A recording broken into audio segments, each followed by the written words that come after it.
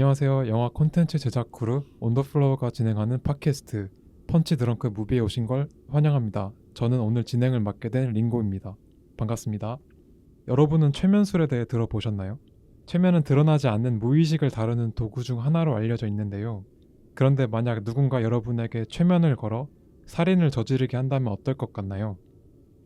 이 무시무시한 상상이 오늘 우리가 다룰 영화 큐어에선 실제로 일어나게 됩니다.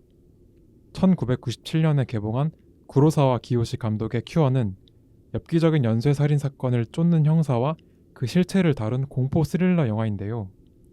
우리나라에서는 2022년 7월 4K 리마스터링 버전으로 25년 만에 정식으로 개봉한 바 있죠. 아마 많은 분들이 명작으로 생각하는 작품이 아닐까 싶습니다. 영화를 본격적으로 살펴보기에 앞서 먼저 오늘 함께 이야기 나눌 패널분들을 소개하겠습니다. 이번 방송에는 새로 들어온 5기분들이 함께하게 되었는데요.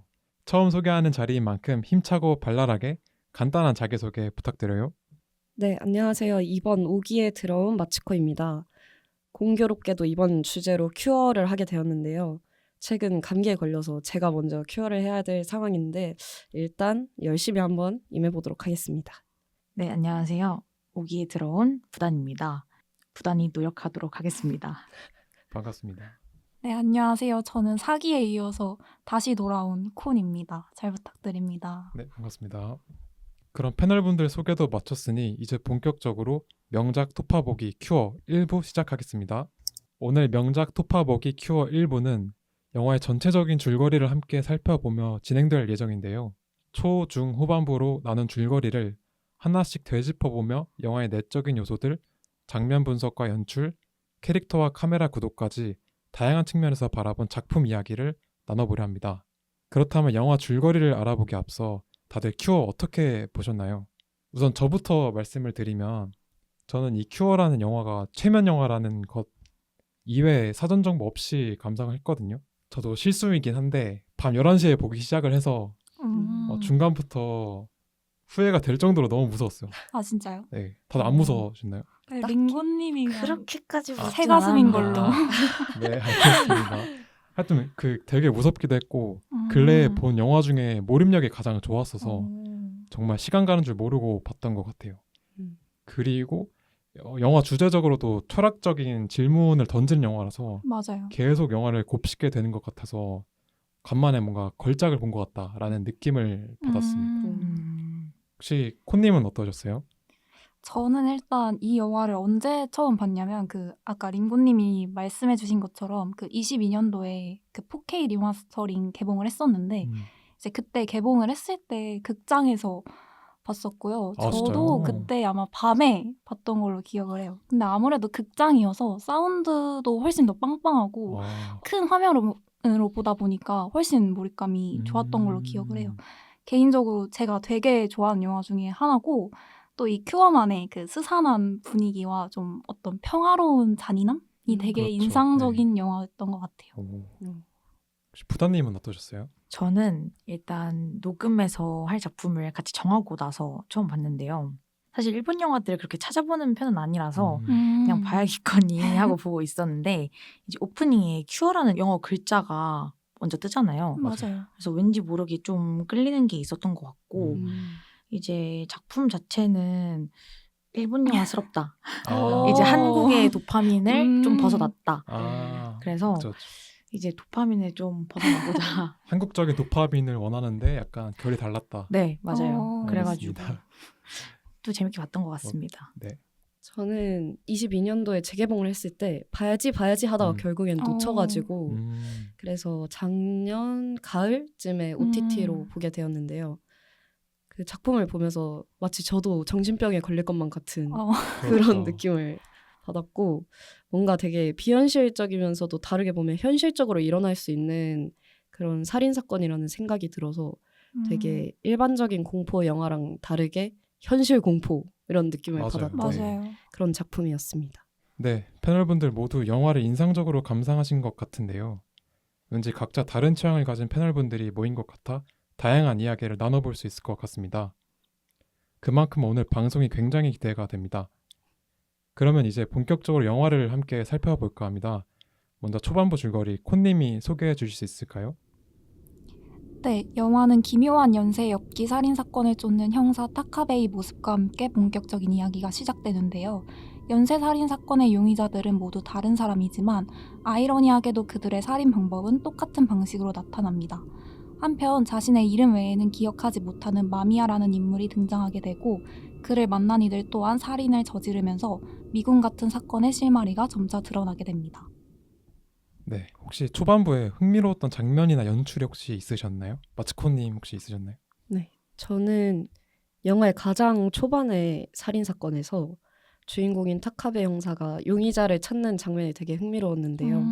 그 관계자들이 사건 현장에서 정신없이 막 진상을 파악하고 있는데 타카베가 한 발짝 떨어진 데에서 문을 열었더니 그 벌벌 맞아요. 떨고 있는 맞아. 용의자가 아, 이렇게 진짜.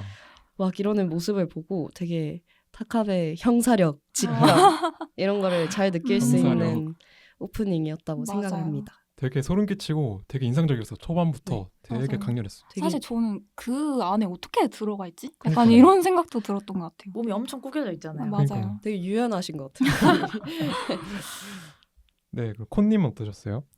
일단 저는 초반부에서 가장 인상 깊었던 장면은 그 마미야가 첫 등장하는 장면인데요. 그 장면이 이제 바다를 배경으로 하고 있잖아요. 네. 그래서 근데 이제 카메라는 고정된 채 멀리 떨어진 곳에서 그 수평선을 기준으로 좌우로 이동하는 연출이 되게 좀 마음에 많이 남았던 것 같아요. 그래서 아까 말했던 것처럼 그 인물들에게 가까이 가지 않는 그 카메라의 구도가 오히려 좋았어요. 그래서 약간 거리감을 유지하면서 오히려 약간 관객들의 몰입감을 좀 그쵸. 이렇게 유발한 게 아닌가 하는 생각이 들었습니다.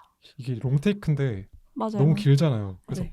이게 뭐지? 약간 되게 상상하게 되는 그런 효과가 있었던 것 같아요. 맞아요. 그래서 되게 저도 그 바닷가에서 둘을 바라보는 그냥 지나가는 행인원 이런 오. 느낌으로 그쵸, 그쵸. 보면서 맞아요. 아 쟤네들은 정말 신기하다 이런 느낌으로 봤었어요. 혹시 부다님 어떠셨어요? 저는 초반부에 인상 깊었던 장면은 그 타카베의 아내가 정신과에서 진료를 받는 딱 첫 장면인데요. 이제 푸른 수염의 딸이 마지막에 뭐 푸른 수염을 죽인다 뭐 이런 얘기를 했는데 맞아요. 원래 이런 얘기가 나오면 보통 복선이란 말이죠. 그렇죠. 그래가지고 이제 좀 더 유심히 봤던 것 같고 또 되게 첫 장면이 되게 큐어하다. 그냥 오. 이런 생각을 많이 했던 것 같아요. 오. 환하고 좀 이질적이고 좀 맞아요. 환상적이어서 음. 첫인상이 참 좋았던. 근데 기억이 약간 있습니다. 오히려 그렇게 약간 흰 배경에서 시작했는데 갑자기 살인사건 현장으로 전환이 되면서 그렇죠. 오히려 그게 좀 이 영화 뭐지? 약간 뭔가- 이런 생각도 뭔가 들고 이상한데 뭔가 끌리는. 뭔가 이렇게 되게 네. 연결되지 않은 맞아요. 느낌이 좀 신선했던 것 같아요. 저도 그 이야기를 좀 이어서 해보면 초반에 부다님이 말씀하신 것처럼 푸른 수염 이야기가 나오고 어떤 갑자기 깜빡이는 형광등하고 파이프 물소리가 나와요. 맞아요. 그리고 난 다음에 바로 잔인한 살인 장면이 나오는데 이런 이질적인 장면 배치가 되게 특이하고 뭔가 몰입 요소를 좀 극대화시켰던 것 같고 그리고 그 이후에 형사처 안에서 그 타카베 형사가 살인 현장으로 가는데 그때 딱 큐어라는 글자가 뜨거든요. 네. 이걸 딱 보니까 어떤 최면을 통한 뭐 깜빡이는 형광등, 파이프 물소리 이런 것을 통해 살인이 이루어지고 그것으로써 이제 치료를 받는 타카베를 딱 보여준 것 같아서 뭔가 되게 당시에는 몰랐는데 다시 돌이켜 보니까 되게 꼼꼼하게 연출했구나라는 생각을 했습니다. 지금 되게 이동진 같으세요. 그러니까 되게 유심히 보셨네요. 그러니까 제가 이동진 굉장히 좋아합니다. 개인적으로는 파출소 앞 살인사건 이야기가 다른 공포 영화들과는 구분되는 요소가 뚜렷하다고 느꼈거든요. 패널분들 이런 장면 어떻게 보셨나요? 부다님부터 말씀해 주세요. 저도 다른 영화들과 좀 구분이 된다고 느꼈는데요.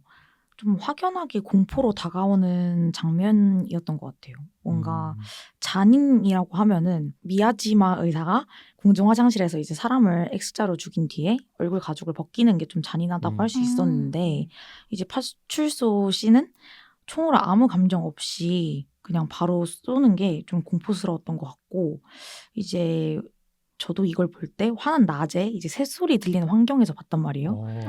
그래서 씬과 너무 똑같아서 또 제 뒤에 경찰이 있을까봐 좀 오싹하기도 거의 했던 것 4D 같아요. 아니에요? 네, 맞아요. 마츠코님 어떠셨어요?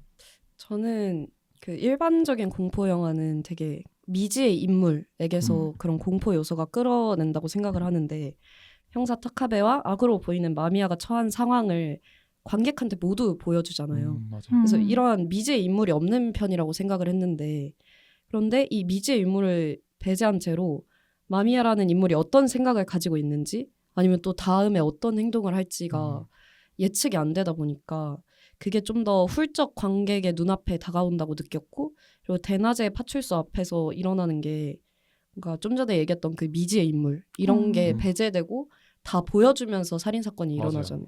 그래서 뭔가 오히려 눈부시게 밝은 데서 사건이 맞아요. 일어나서 더 무서운 맞아요. 그런 느낌이 들었어요. 콘님 어떠셨어요?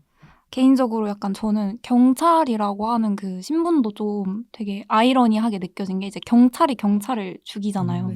근데 어쨌든 경찰은 약간 범인을 잡고 약간 보호해야 할 의무가 있는데 반하는 행동을 한 거니까 그게 되게 좀 모순적으로 다가오기도 했고 그 잘 보면 뒤에 그 노멀건이라고 써 있는 포스터가 있거든요.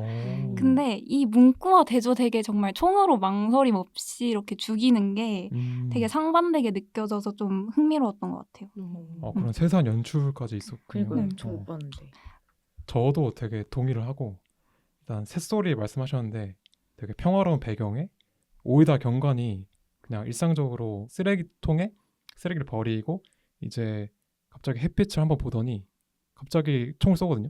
맞아요. 이게 되게 아무렇지 않은 듯이 일어나서 야 이게 살인은 정말 특별한 동기가 아니고 일상적인 분노에 내재되어 있구나라는 것을 암시하는 듯한 장면이 아니었나 라는 생각을 했습니다. 되게 쓰레기를 툭 던져버리듯이 맞아요. 사람을 그냥 툭 맞아요. 쓰러뜨렸던 것 같아요. 자. 시인 같은데. 맞나? 자 그렇다면 큐어가 일반적인 공포 영화와는 달리 장르 문법을 답습하지 않고 있다고 생각해 볼 수 있는데요. 이에 대해서 어떻게 생각을 하시나요? 일단 저부터 말씀을 드리면 이게 기존 공포 영화처럼 긴장감을 고조시키는 요소들이 많이 배제가 됐잖아요. 어떤 과도한 음악이라든지 어떤 긴장감 있는 컷 전환 그런 것들이 없이 굉장히 정적이고 미니멀한 연출이라서 되게 주제적으로도 살인이 별게 아닐 수 있다라는 것을 되게 시각적으로 잘 묘사해서 더 무서웠던 것 같아요. 다른 분 어떻게 생각하세요? 저도 앞서 말씀해 주셨던 것처럼 그 스릴러 영화에 찡낑찡낑이라는 게 있거든요. 그 이게 고조되는 그런 분위기를 이제 찡낑찡낑찡낑 이렇게 그렇게 표현을 표현해요? 하는데 뭔가 이 영화는 찡낑찡낑이 없는 그런 맞아. 갑자기 대뜸 맞아요. 팍 이어서 맞아요. 되게 신기한 맞아요. 그런 느낌이었다. 저는 일단 약간 링고님이 말씀해주신 것처럼 약간 카메라 구도 또 연출이 되게 특징적이라고 느껴졌는데 일단 컷 전환이 일단 빈번하지 않아서 일반적인 공포 영화와 제일 구분되는 지점이 아닐까 생각이 들었고 사실 그리고 그 아까 파출소 앞 살인 사건도 그렇고 대부분 영화에서 그 롱샷으로 많이 찍더라고요. 샷 크기가 이제 크지 않고 그래서 약간 이런 게 좀 되게 이질적으로 느껴지기도 하고 사실적으로 느껴지기도 해서 오히려 되게 무섭게 다가온 것 같아요. 맞아요. 되게 사실적으로 맞아요. 다가오는 연출이라. 되게 영화 같지 않은 현실 같아서 맞아요. 더 다가왔던 것 같아요. 부다님 어떻게 보셨어요? 저는 이제 영화나 드라마를 많이 봤다면 본 사람으로서 컷으로 이제 인물한테 어떤 일이 일어날지 좀 예측을 하곤 하는데 롱테이크로 찍으면서 좀 예측할 수 없는 긴장감이나 인물의 표정 같은 것도 이제 확대해서 들여다볼 수 없던 것도 좀 매력적이었던 것 같고 평범한 집인 초등학교 교사의 집에 이제 마미야가 집안에서 좀 예측할 수 없는 행동을 많이 했잖아요. 맞아요. 그냥 귤을 막 던져버린다던가 이런 행동을 하는 것만으로도 좀 그 마미야라는 캐릭터 자체의 장르가 있는 것 같아서 되게 재밌었던 것 같아요. 되게 볼 수 없는 캐릭터였죠. 네. 맞아요. 일상적인 공포와 분노를 다루고 있다는 말이 굉장히 공감이 가는데요. 그렇다면 패널분들은 평소에 난 이럴 때 화가 나거나 두렵다라고 느끼는 상황이 있나요? 일단 저부터 말씀을 드리면 저는 평소에 음식 배달을 많이 시켜 먹는데 이제 음식이 다른 곳으로 배달됐거나 이럴 때 약간의 짜증? 이런 걸 좀 많이 느껴요. 왜냐면 약간의 짜증인가요? 많이 짜증 느껴요. 사람이 허기질 때 되게 예민하잖아요. 맞아요. 그럴 때 분노가 조금 치민다. 다른 분들은 뭐 있으신가요? 저는 바로 오늘 아침 상황인데요. 정말 잠깐 눈을 붙이려고 잠깐이라도 눈을 붙이려고 한 5분 동안 눈을 감고 있었는데 어머니께서 전화가 자꾸 아. 오시더라고요.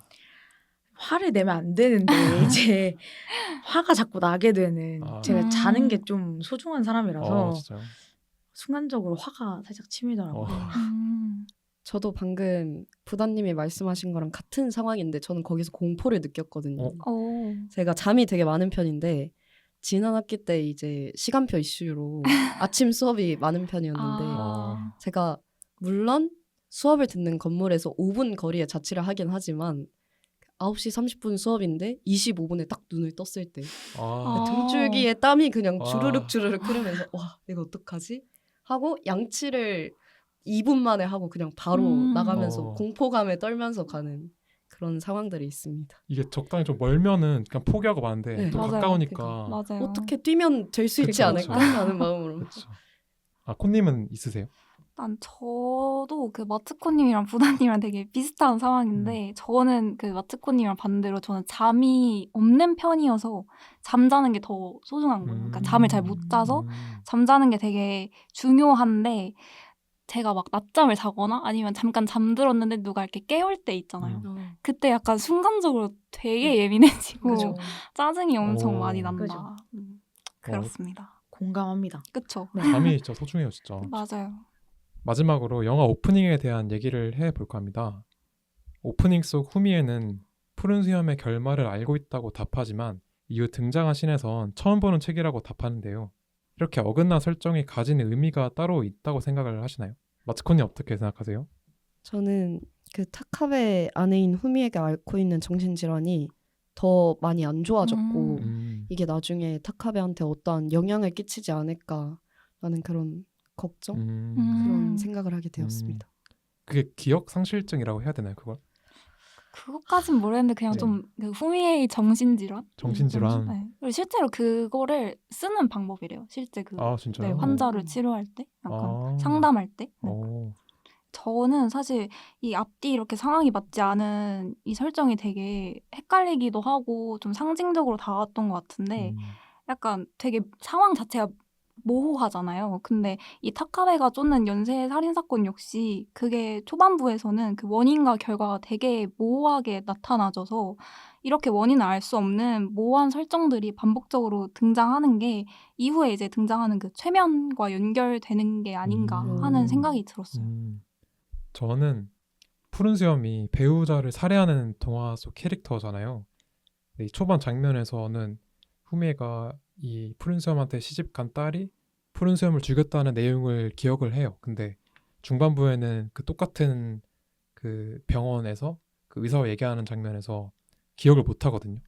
저는 그걸 보고 자기의 그 정신질환 때문에 타카베가 서서히 괴물로 변해가고 있다는 사실을 기억하고 그걸 경계해야 되는데 그거를 인식하지 못하고 까먹을 거다라는 뭔가 암시를 줬다고 생각을 해서 그런 그 후미의 끔찍한 최후를 암시한다고 좀 느꼈어요. 진짜 오늘 검은 안경의 이동진 씨. 빨간 안경 가져왔어요. 되게 신선한 해석인 것 같아요. 앞에서 너무 잘 쳐버리셔가지고 제가 어떤 답변을 해야 될지 잘 모르겠는데 근데 저는 사실 이 푸른 수염이 어긋난 설정을 가지는 게 뭔가 의미가 있다고 따로 생각을 하진 않았거든요. 마미야도 계속해서 그냥 뭐 모르는 사람이다. 본인 사진을 보고도 모르는 사람이다. 이런 식으로 자꾸 설정을 가져가니까 이런 거에 대해서 그렇게 큰 의미를 두고 보진 않았고 그냥 정신질환의 일부로만 봤던 것 같아요. 저는. 병세가 더 악화되었다. 네. 네, 지금까지 큐어의 초반부에 대해 이야기를 나누어 보았습니다. 패널분들의 다양한 감상을 들어보니 앞으로의 이야기가 더욱 기대되고 궁금해지는데요. 그럼 다음으로 영화의 중반부 스토리를 함께 살펴볼까요? 마츠코님, 큐어 중반부 줄거리 소개 부탁드려요. 네, 마미야를 중요 참고인으로 체포한 타카베는 그를 신문하기 시작합니다. 그는 마미야가 최면을 통해 사람들에게 살인 교사를 지시했을 가능성을 의심하며 마미야의 실체에 접근해 가는데요. 그 과정에서 타카베 역시 마미야의 최면 암시에 점점 빠져들며 환영을 보게 됩니다. 한편 극심한 스트레스에 시달리던 타카베는 아내 후미에의 정신질환이 더욱 심화되었다는 판단 후 그녀를 요양소에 입원시킵니다. 중반부에는 사건의 실마리가 점차 드러나면서 그게 긴장감이 보다 심화되는데요.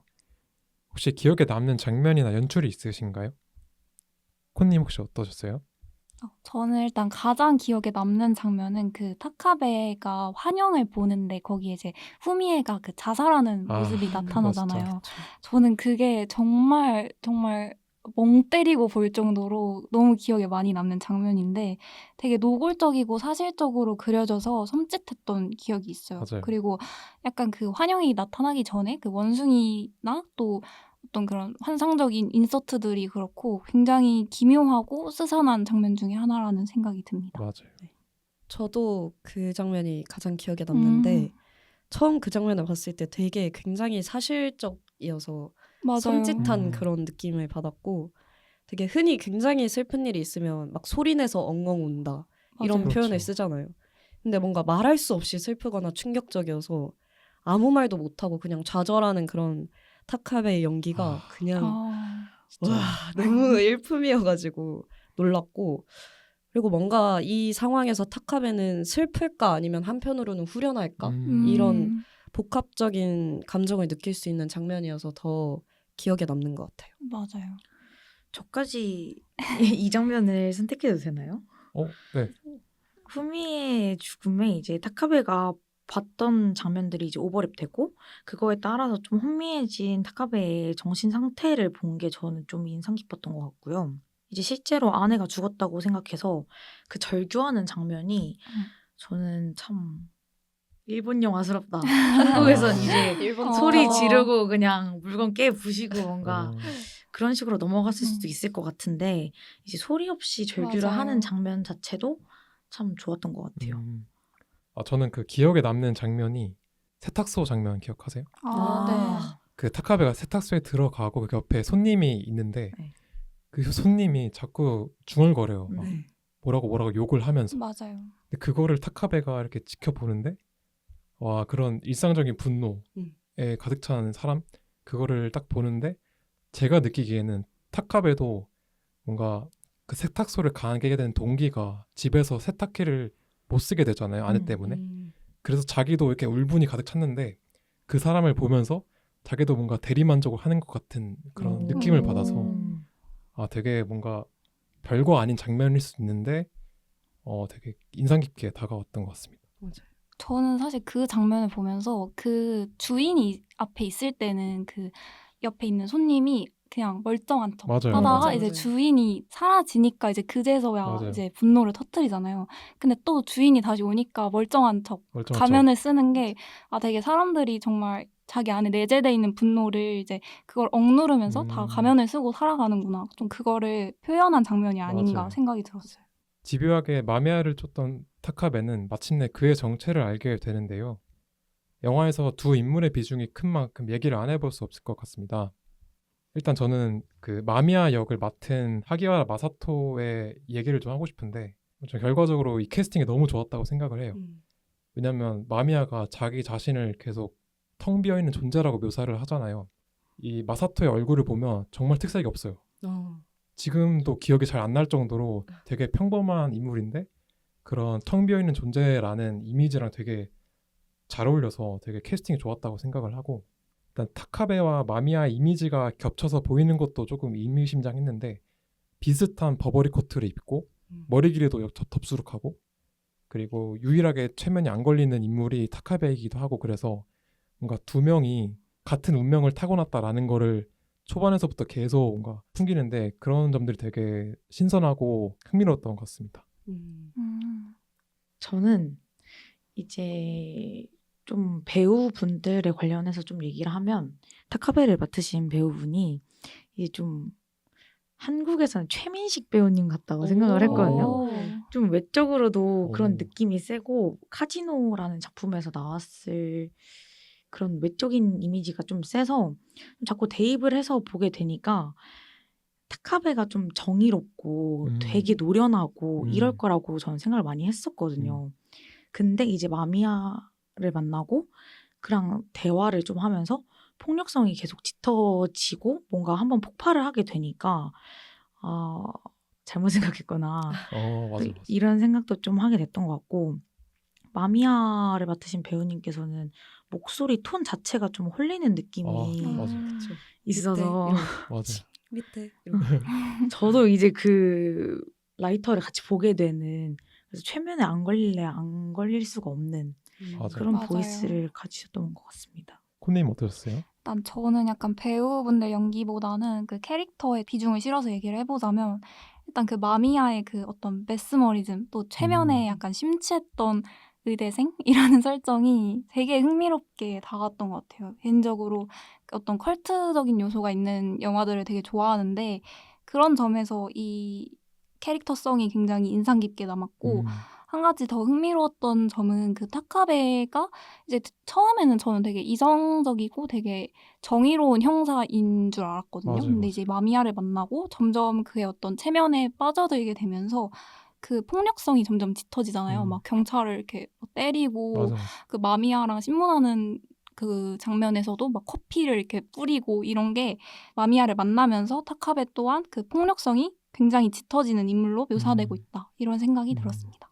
저는 마미야의 정체가 드러나면서 되게 긴장감이 배가 된 그런 맞아요. 느낌이 들었는데 저도 그 특히 오컬트적인 요소가 들어간 영화를 좋아해서 전도사일 줄은 정말 상상도 맞아요. 못했는데 그게 나오면서 개인적으로 되게 침을 질질 흘리면서 아 재밌겠다 이러면서 봤던 그런 긴장감이 2배가 되는 포인트라고 생각을 했습니다. 중반부에는 타카베가 보는 환영이나 버스신처럼 이질적이고 환상적인 쇼트들이 많이 삽입되는데요. 패널분들은 이 장면에 대해서 어떻게 보셨나요?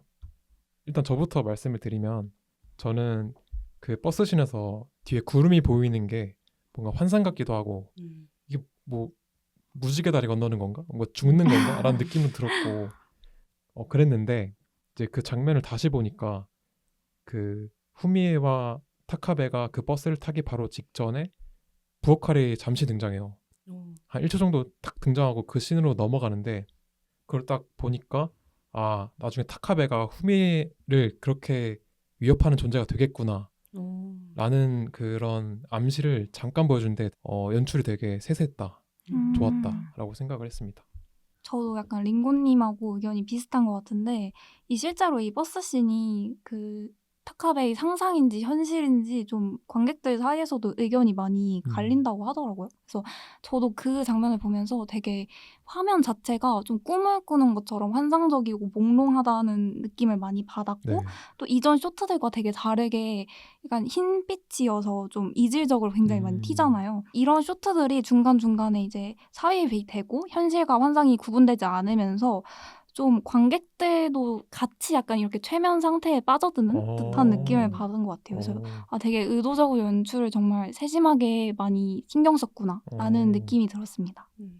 기우지 감독 이제 관객들도 최면을 거는 그런 장면이 그쵸. 아니었나. 맞아요. 혹시 부다님 어떻게 보셨어요?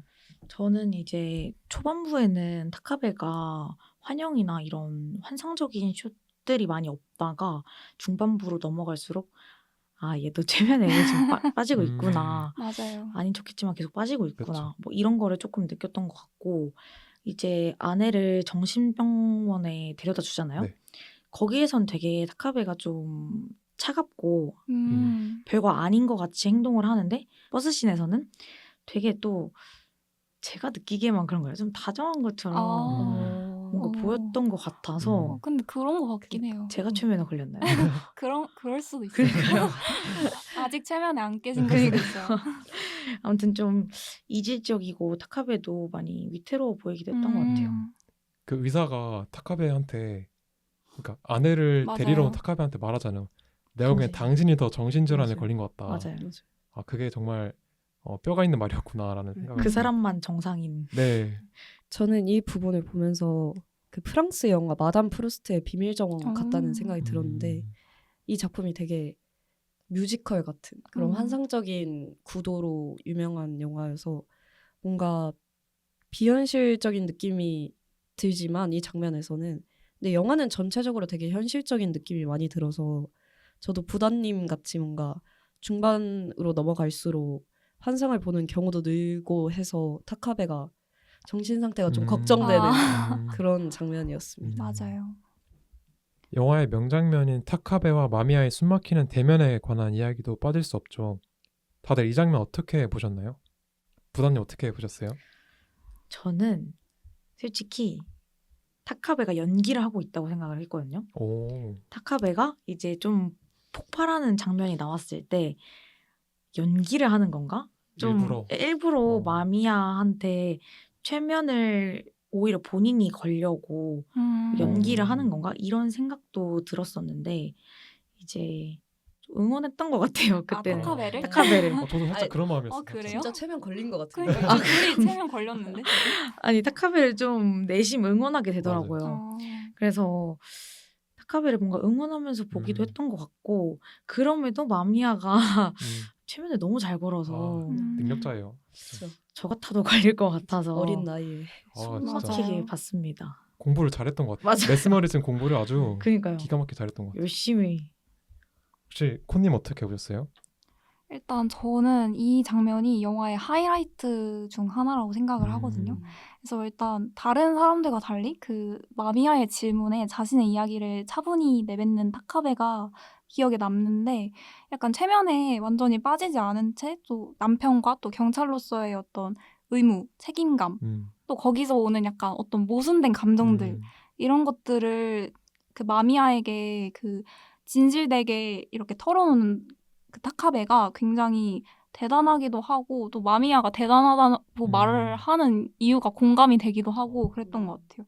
그리고 또 약간 마미야 같은 경우에는 이렇게 체면을 어쨌든 거는 인물이잖아요. 그래서 약간 마미야의 존재가 여기서 좀 더 뚜렷해진 게 좀 인물들의 어떤 숨겨진 욕망을 끌어내는데 그 욕망에 어떤 충실한 게 선인지 악인지 잘 모르게끔 하는 그래서 약간 그걸 관객들한테 묻고 있는 게 아닐까 생각이 들었습니다. 마미야는 조금만 더 열심히 해서 심리 상담 쪽으로 가면 그러니까. 정말 잘했을 것 권위자가 같아요. 됐을 거예요 아마. 애초에 의대생인데. 맞아요. 그렇죠. 우리나라 집어삼켰을 수도 있어요. 오영은 선생님을 이제 넘어서는 이제 권위자가 되지 오은영 않을까. 선생님, 오은영 선생님. 저도 이제 콘님이 말씀하신 거에 연장선상에서 말씀을 드리면 이제 그 장면에서 타카베가 보통 사람이 아니구나라는 걸 느꼈어요. 맞아요. 그 평범한 사람과는 다르게 자기가 가지고 있는 분노, 뭐 모순된 감정들 이런 거를 정확히 인지하고 있고 직시하고 있는 사람이잖아요. 그래서 그거를 이제 표출하게 되는 건데 바로 다음 장면에서도 나오지만 타카베는 이제 당신은 누구야? 라는 마미야의 질문을 어찌 보면 유일하게 이해하고 있는 인물이라서 그래서 그 둘의 대면 장면에서 타카베를 응원하면서 체면에 걸리지 마라 라고 했는데 나중에 돌이켜보면 그게 오히려 이제 메스머리즘을 전도하기에 최적화된 인물이었다라고 드러나죠. 그래서 맞아요.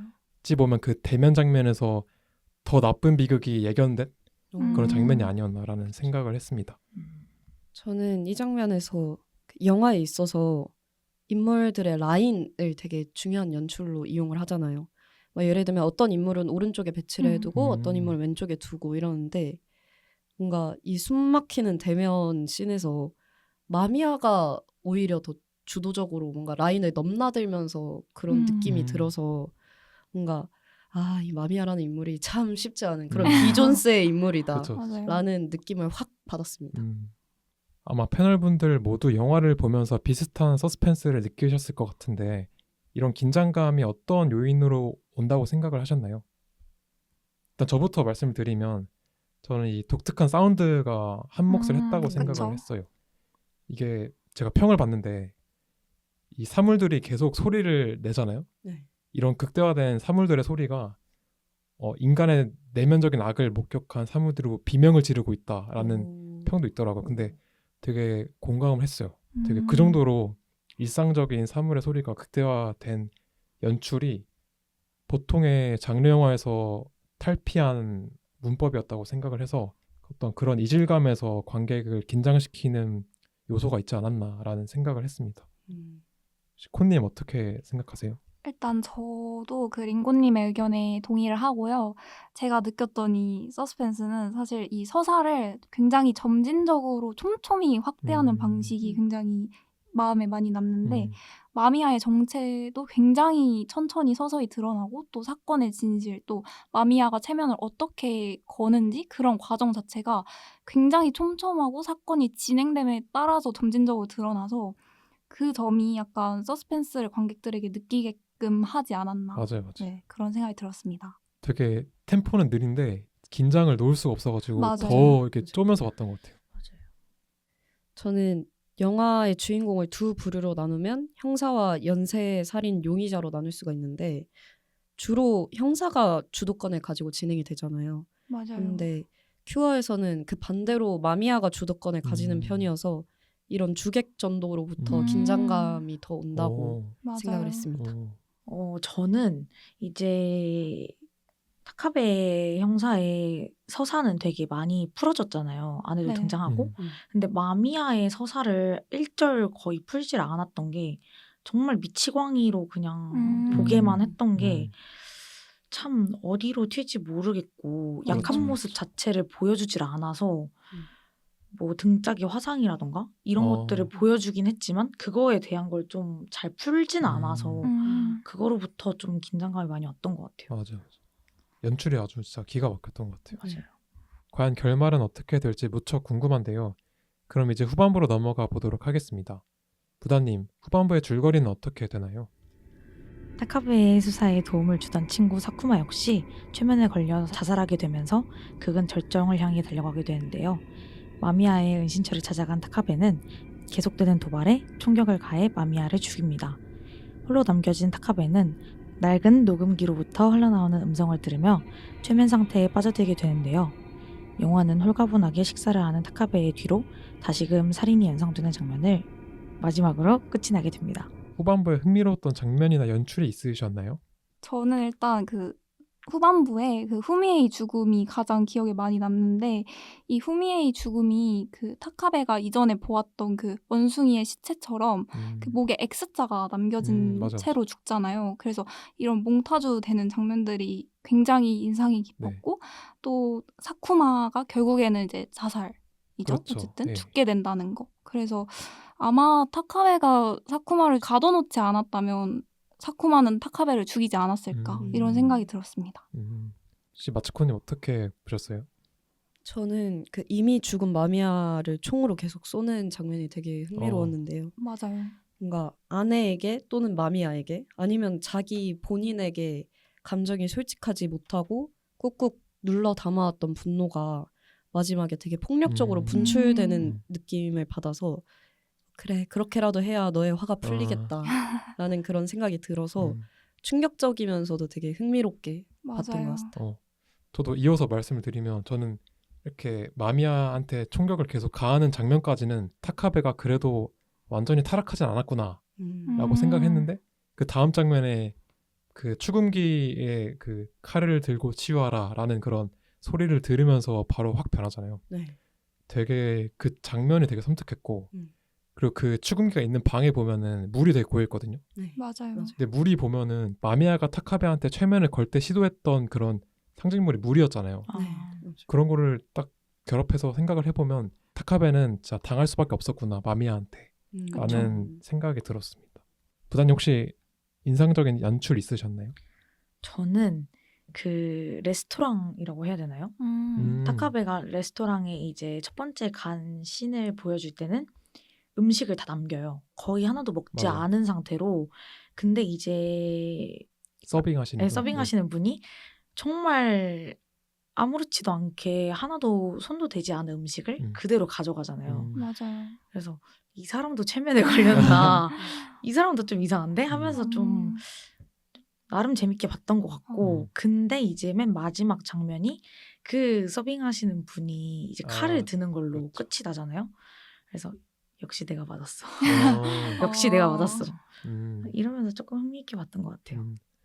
아까 부단님이 엔딩 말씀하셨으니까 바로 넘어가 볼 텐데 이제 영화의 엔딩에 관한 이야기를 안 해볼 수 없을 것 같아요. 근데 각자 어떻게 보셨는지.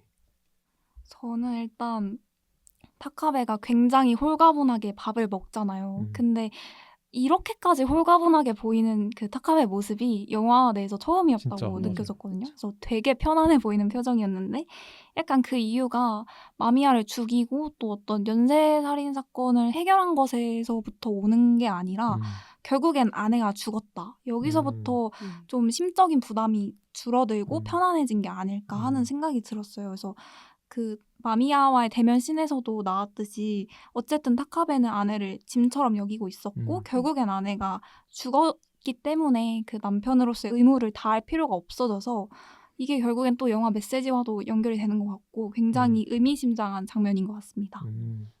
저는 그 영화 유전의 엔딩과 굉장히 흡사하다는 생각을 했는데 그 타카베가 결국에는 마미야의 뒤를 잇는 전도사가 되어서 저희 사회 속에 녹아들어가지고 그렇죠. 맞아요. 그런 개인의 폭력성의 불씨를 던지는 인물이 되겠구나 라는 생각이 들었고 그 패밀리 레스토랑에서 밥 먹는 양에 관해서도 생각을 해봤거든요.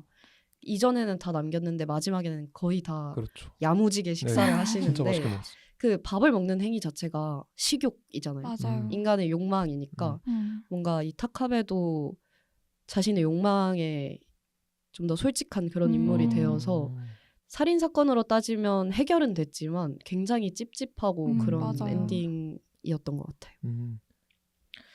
저는 타카베가 이제 전도사가 되었다는 거. 그래서 이제 마미야가 영화 내내 계속했던 질문을 생각해보면 당신은 누구야? 라는 질문을 되게 많은 살인자들한테 하고 다녔잖아요. 본인들이 최면을 걸었던 사람들한테. 이제 결국 타카베를 만나기 위해서 그런 질문을 계속 하고 다녔나 싶기도 하고 이제는 타카베가 그걸 하고 다니겠구나. 좀 그러면서 시즌2가 나올 수도 있지 않나. 시즌2 기원 1일차. 나오면 영화관에서 무조건 봐야 되죠. 그러니까요.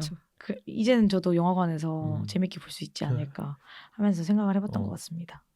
저도 근데 이게 마미야의 계승자인데 어떻게 보면 근데 더 발전됐다고 느낀 게 맞아요. 거의 아무런 뭐 불을 켜지도 않고 뭐 물을 보여주는 것도 아닌데 그렇게 최면을 걸잖아요. 아 되게 업그레이드 됐다, 진화했다라는 생각을 좀 했습니다. 만약에 그 타카베가 최면을 건다고 하면 먹방을 해서 최면을 걸게 하는 거야. 거기서 다 먹고 그냥 그 웨이터가 이렇게 칼을 들었으니까. 그러니까 먹기만 하는데 그러니까. 갑자기 칼을 들고. 그니까요. 먹방을 잘하시나? 그러니까 좀 잘 드시긴 하시더라고요. 진짜 커피 마시고 담배까지 피는데. 진짜 일본 최민식 제대로 니값 제대로 하시는.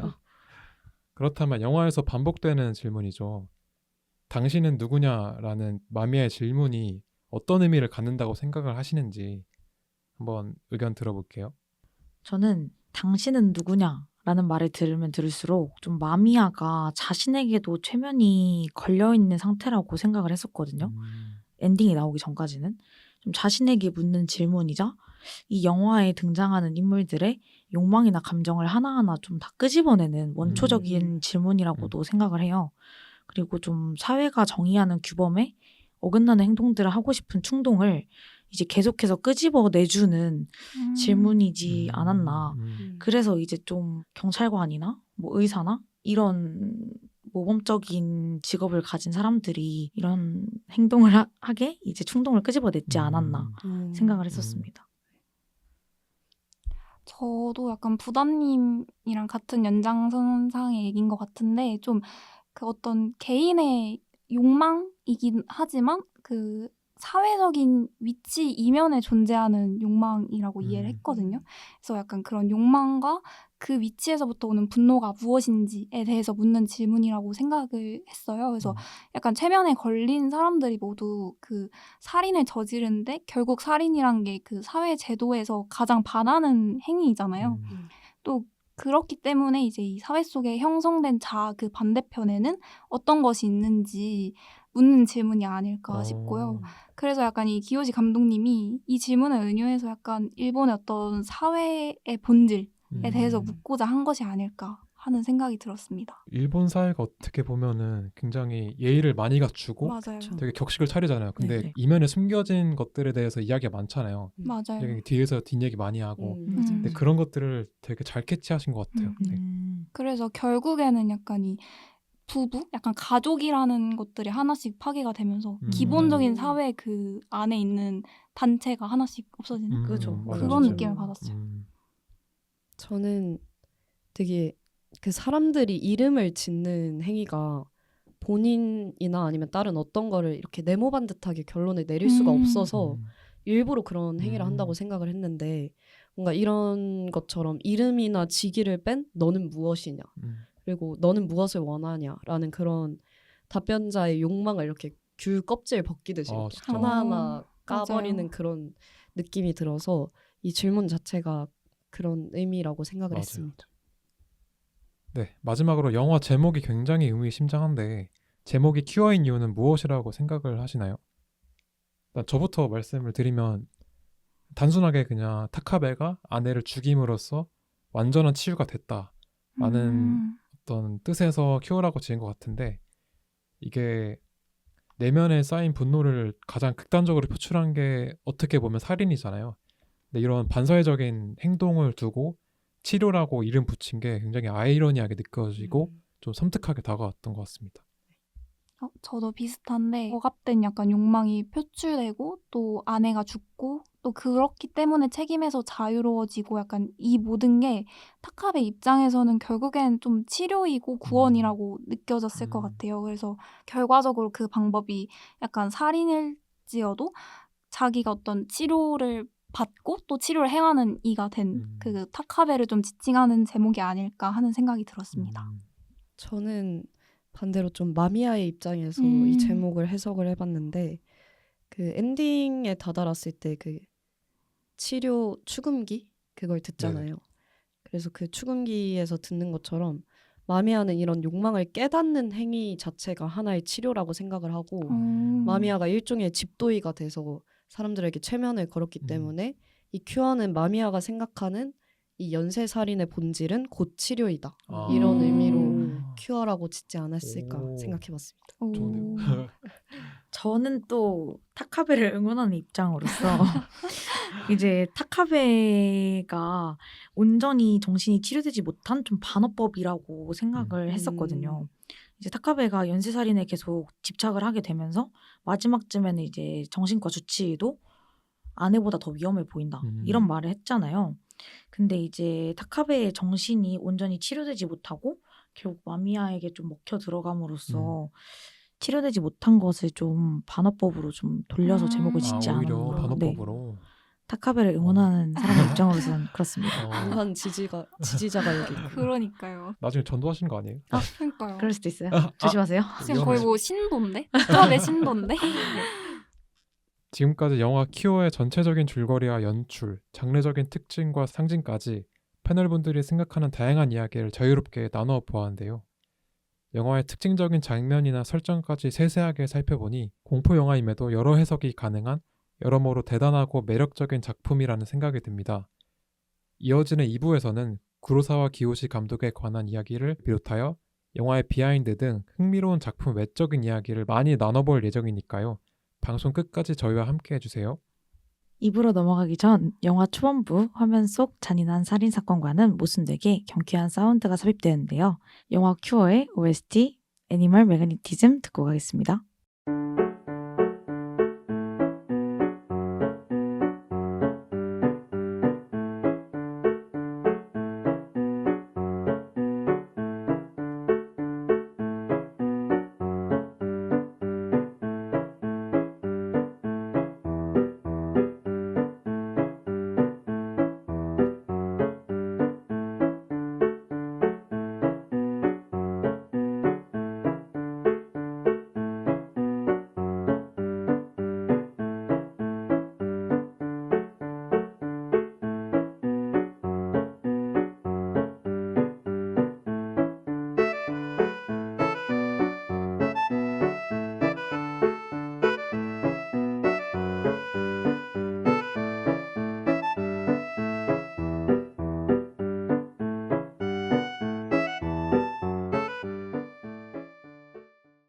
명작 토파보기 큐어 2부 시작하겠습니다.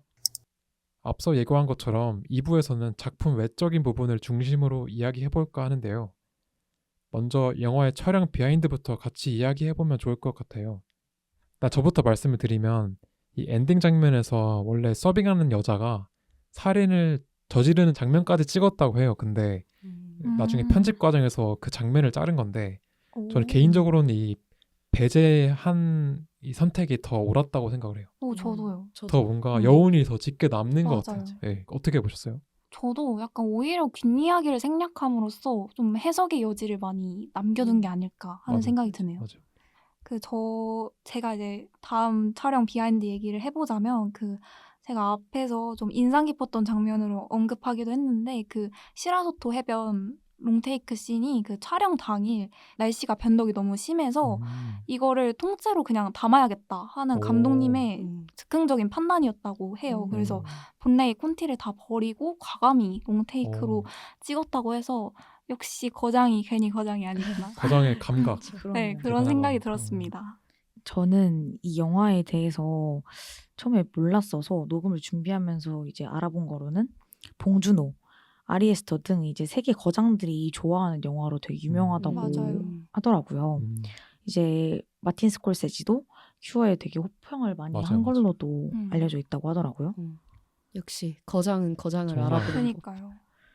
기요시 감독이 큐어를 만들 때 양들의 침묵을 보고 영감을 받아서 오. 만들었다고 했는데 맞아요. 되게 뭔가 작품의 결도 비슷하고 나오는 악인 캐릭터도 비슷해서 되게 닮아있다라는 생각을 했습니다. 근데 그게 이 기요시 감독이 양들의 침묵을 보고 카페에서 1시간 동안 이렇게 해서 나온 진짜요? 네, 아, 제작 진짜요? 기획을 해가지고 나온 게 와. 큐어래요. 그래서 어떻게 1시간 만에 이런 작품을 천재네 천재 역시 진짜. 거장은 혹시 신내림을 받은 게 아닐지. 그러니까요.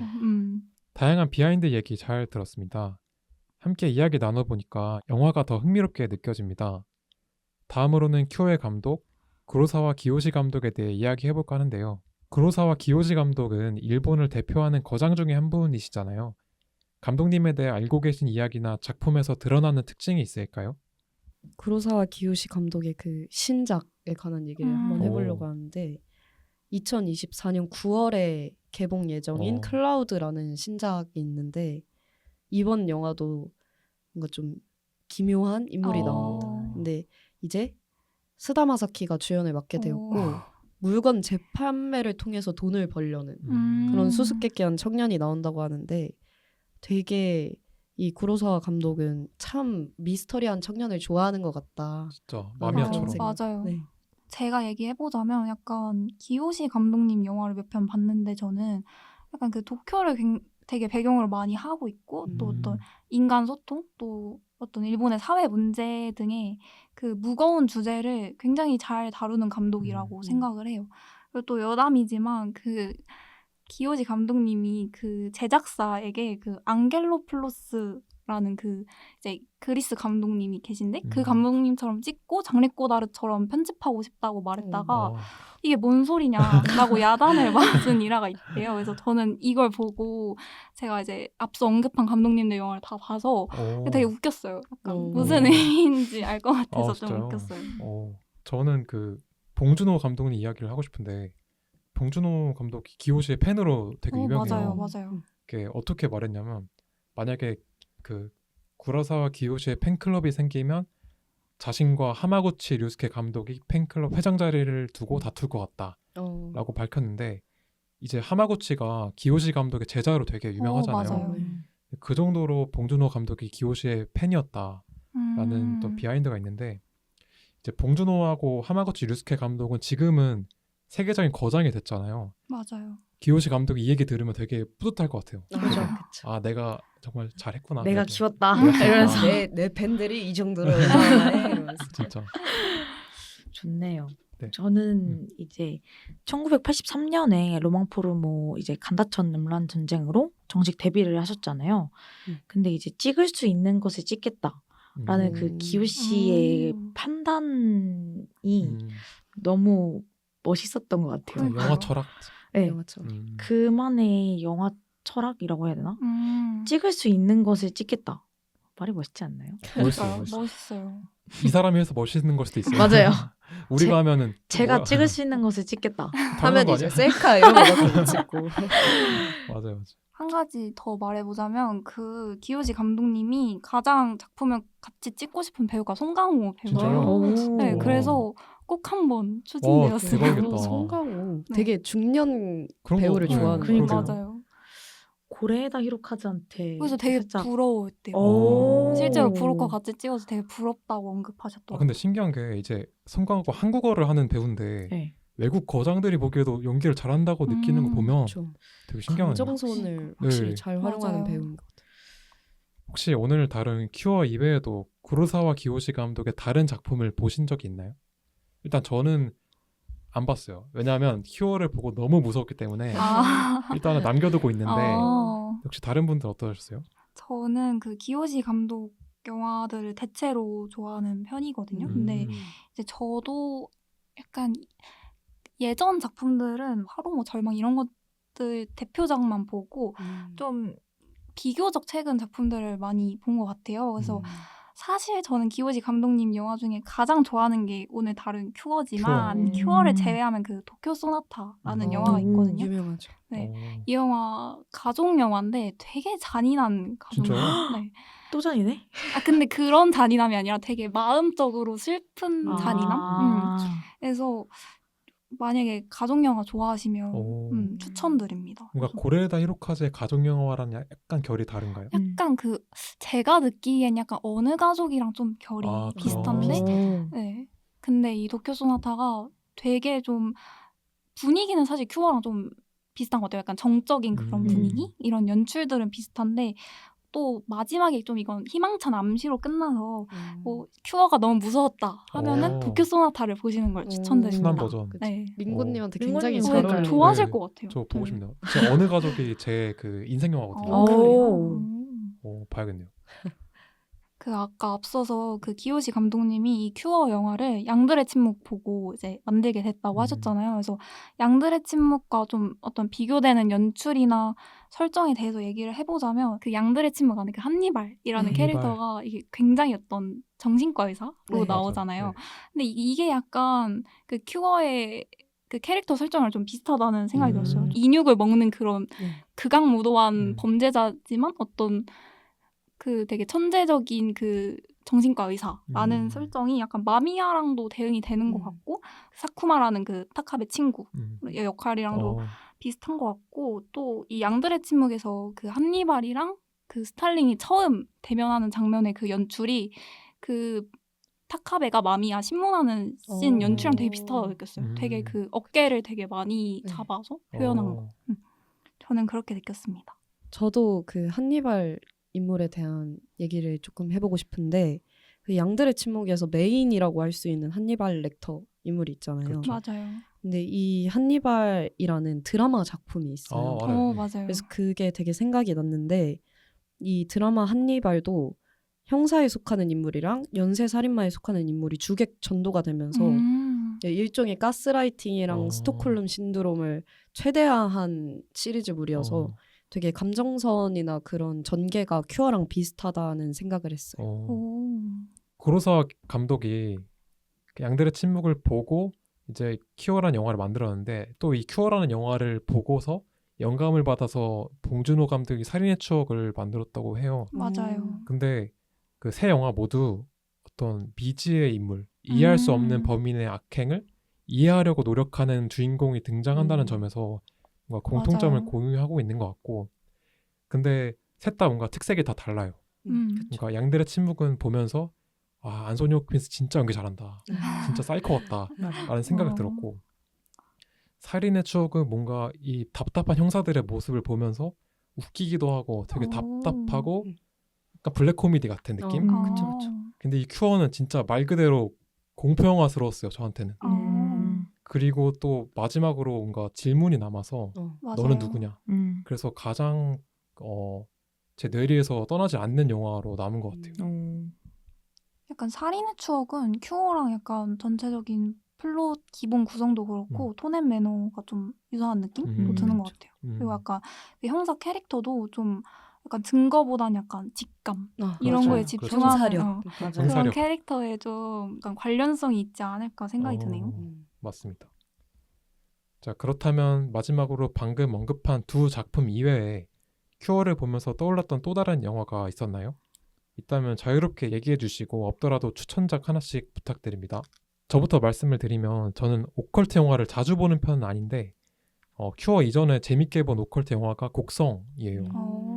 이제 큐어가 다분히 일본적인 영화라면 곡성은 진짜 한국적인 배경과 그 한국적인 미신들 맞아요. 이런 것들을 다 섞어서 굉장히 큐어와는 다른 느낌으로 볼 수 있는 영화고 우리나라 관객이라면 어찌 보면 더 몰입해서 볼 수 있는 영화 같다는 생각도 했습니다. 맞아요. 저도 링고님이랑 똑같이 곡성을 골랐는데요. 오. 곡성 득표네요. 오. 좀 평범한 집이나 평범한 환경에 좀 낯선 외지인이 나타난 후에 좀 벌어지는 연쇄 사건들. 이게 이 곡성의 시놉시스인데 이런 그 스토리 자체도 비슷하다고 생각을 했고 인간을 좀 미혹되는 존재로 그린 작품들이라 둘 다 이 부분도 되게 많이 비슷하다고 생각을 했어요. 맞습니다. 저는 그 기타노 다케시 감독님 하나비가 생각이 나더라고요. 그래서 약간 왜 그럴까 생각을 해보니까 약간 부나님이 말씀해주신 것처럼 약간 일본스럽다고 해야 되나? 둘 다 영화가? 그래서 되게 사실 이 하나비도 영화 어떤 뭔가 플롯은 차이가 있을 수 있지만 되게 정적이고 좀 이것도 이 영화도 사실 되게 좀 잔인하고 폭력적이고 한데 일반적인 그런 스릴러 뭐 범죄 이런 거랑 좀 다르거든요. 맞아요. 되게 날것의 공포를 다루고 있는 또 다른 영화라고 생각이 들어서 이 하나비가 생각이 났습니다. 자, 2부에서는 영화 큐어의 작품 비하인드들을 비롯하여 관련된 여러 작품들 그리고 패널분들의 추천작까지 다양한 이야기 나누어 보았는데요. 영화에 매료되어 시간 가는 줄 모르게 이야기하다 보니 어느덧 별점을 매길 시간이 돌아왔습니다. 저희 팟캐스트의 별점 방식 아시죠? 별점이 10점 만점에 5점 이하면 별로라는 의미에서의 펀치, 그리고 이 영화의 별점이 6점 이상이면 취할 정도로 좋다는 의미의 드렁크로 구분하여 평점을 매기겠습니다. 그런 지금까지 나눈 얘기들을 종합해서 영화 큐어에 대한 최종평과 함께 각자 영화의 별점을 매겨볼까요? 저는 일단 드렁크고요. 네. 저는 한 8.5 정도 된다고 8.5. 생각을 합니다. 되게 구체적이네요. 네, 8.5 정도 된다고 생각을 하고 이제 한 줄 평을 얘기하자면 저는 한 줄 평을 이행시로 준비했는데요. 오. 혹시 어떤 단어로 준비하셨어요? 최면으로 준비를 했습니다. 최면이요? 그러면 띄워드릴까요? 네. 제가? 최면에 최후까지 면. 면한 자가 되지 못했다. 오. 저는 최면에 안 걸릴 줄 알았는데 오. 저도 최면에 걸린 것 같아서 와. 이렇게 한번 준비를 해봤습니다. 최초의 이행시였어요. 그러니까요. 아, 정말요? 좋습니다. 정말 신선한데요. 네. 일단 저는 9점 드렁크입니다. 오. 10점이 아닌 이유는 이제 제가 모르는 뭔가 요소가 있을 수 있으니까 뭔가 더 알아보고 싶다라는 의미에서 9점이고 한줄평은 그래서 영어가 묻는다. 당신은 누구입니까? 뭔가 이 한마디가 계속 머릿속에서 맴돌아서 되게 기억에 인상적이셨나 봐요. 맞습니다. 검은 안경의 이동진 맞는데요. 극찬을. 저는 별점 9점 드렁크입니다. 오. 제가 되게 거하게 취할 만큼 취향에 맞고 음. 재밌는 영화여서 즐겁게 감상을 했고 저의 감상평은 영화 속의 인물들이 모두 정신병적인 요소를 갖고 있기 때문에 니들이나 큐어해라 이런 감상평. 한 방이 있는 일침이네요. 그렇죠. 그다음에 저 얘기해보자면 일단 저는 이 큐어를 되게 좋아하는 영화이기도 하고 제가 좋아하는 요소가 다 들어있는 영화 중에 하나예요. 그래서 제가 이 점수 정말 처음 주는 것 같은데 설마? 10점 와. 들었고요. 정말 처음으로. 좋습니다. 그리고 한 줄 평은 내재된 분노 속 선악을 오가는 역설적인 치유로 하겠습니다. 패러독스, 역설적인 치유. 패러독스 큐어. 좋습니다. 네, 방송 마무리하기 전에 영화의 서늘한 분위기를 체감하게 만드는 곡이죠. 큐어의 OST 집시 댄스를 들으면서 2부 마무리하겠습니다.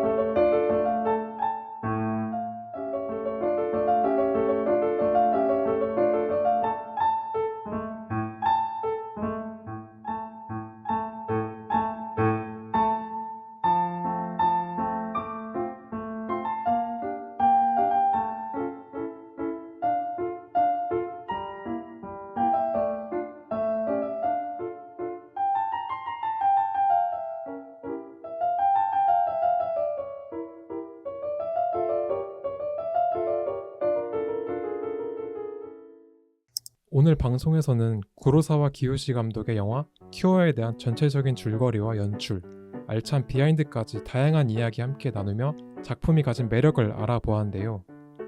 역시 명작 반열에 오른 만큼 영화가 가진 고유의 매력이 확실하다는 생각이 듭니다. 왠지 큐어는 스산한 분위기 때문인지 겨울 분위기와도 잘 어울리는 영화인 것 같은데요. 개인적으로 평소에 스릴러 장르를 즐겨보는 편은 아닌데 이번 방송을 계기로 스릴러 영화에 매료된 것 같다는 생각도 듭니다. OTT를 통해 쉽게 접하실 수 있으니까요. 오늘 방송 들으시고 관심이 생기신 분들은 남은 겨울 서늘한 매력의 영화 큐어 꼭 한번 보시길 추천드립니다. 오늘 방송도 함께 해주셔서 감사드리고 저희는 다음에 더 재밌고 유익한 방송으로 돌아오겠습니다. 그럼 지금까지 진행의 링고, 패널의 마치코 부단 콘이었습니다. 다음 시간에 만나요.